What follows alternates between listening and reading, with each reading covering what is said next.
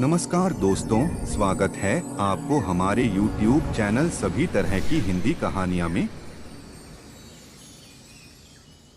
यमराज और डाकू।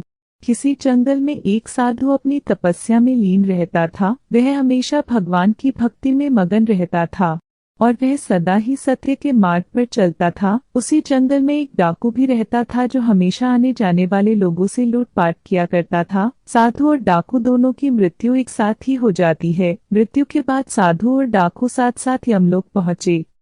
दोनों एक साथ ही यमराज के दरबार में पहुंचे।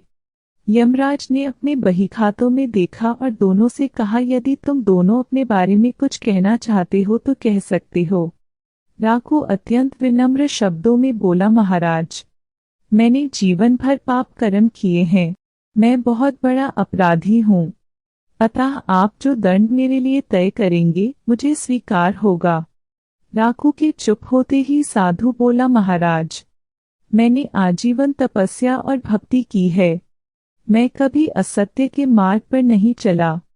मैंने सदैव सत्कर्म ही किए हैं, इसलिए आप कृपा कर मेरे लिए स्वर्ग के सुख साधनों का प्रबंध करें। यमराज ने दोनों की इच्छा सुनी और डाकू से कहा, तुम्हें दंड दिया जाता है कि तुम आज से इस साधु की सेवा करो। डाकू ने सिर झुकाकर आज्ञा स्वीकार कर ली। यमराज की यह आज्ञा सुनकर साधु ने आपत्ति करते हुए कहा, महाराज, इस पापी के स्पर्श से मैं अपवित्र हो जाऊंगा।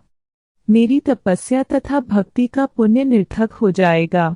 यह सुनकर यमराज क्रोधित होते हुए बोले, निरपराध और भोले व्यक्तियों को लूटने और हत्या करने वाला तो इतना विनम्र हो गया कि तुम्हारी सेवा करने को तैयार है, और एक तुम हो कि वर्षों की तपस्या के बाद भी अहंकारग्रस्त ही रहे और यह न जान सके कि सब में एक ही आत्मतत्व समाया हुआ है।